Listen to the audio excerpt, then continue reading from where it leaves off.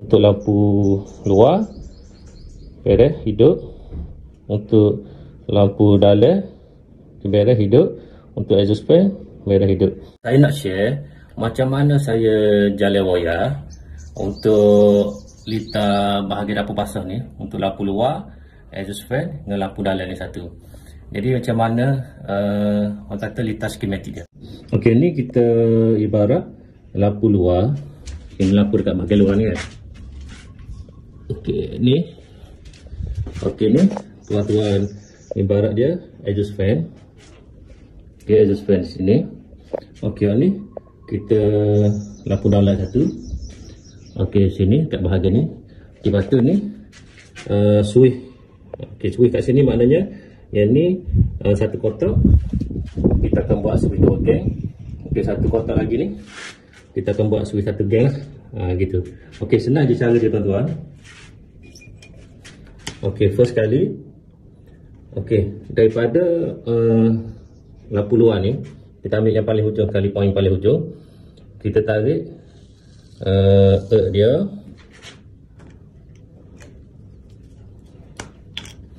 Okey, lepas tu neutral. Okey.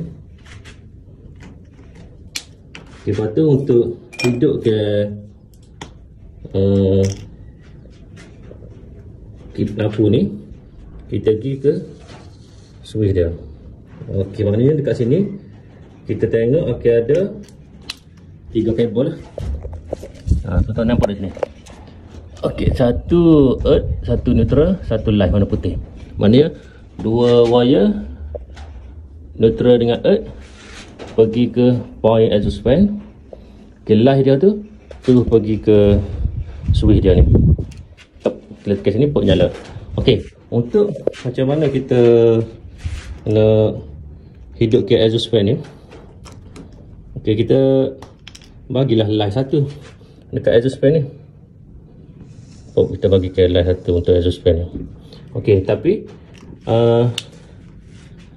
neutral dengan earth ni dia mesti masuk pula pergi ke lampu ni. Okey, jadi kita tarik je earth pergi ke lampu downlight. Okey, lepas tu neutral pergi ke lampu downlight ni.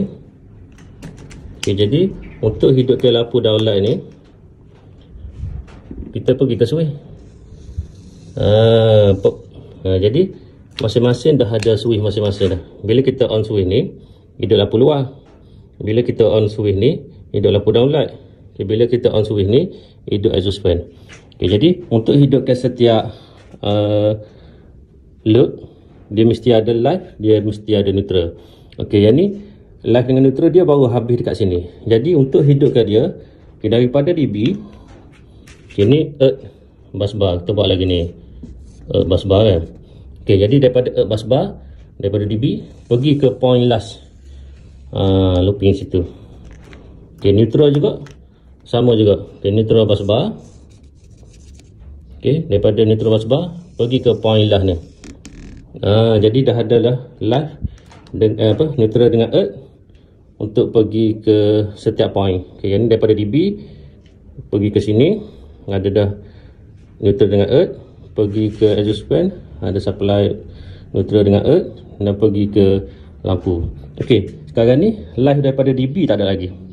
Okey, live daripada DB, daripada MCB, okey, C6 ataupun C10 saja. Okey, keluar MCB, kita pergi ke common ni. Okey, untuk bagi supply ke sebelah, kita looping dekat common ni dan kita looping dekat bahagian ni. Okey, jadi lengkap 1 liter untuk bahagian dapur ni. Okey, maknanya untuk lampu luar beres hidup, untuk lampu dalam beres hidup, untuk exhaust fan beres hidup.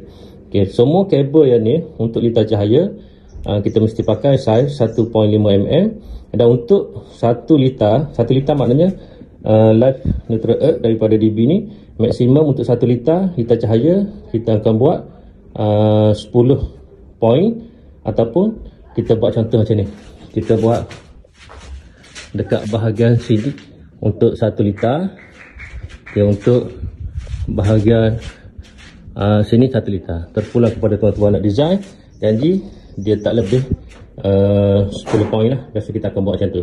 10 poin maknanya kita nak campur 2 kipas 8 lampu ataupun 5 lampu 5 kipas, tak kisah.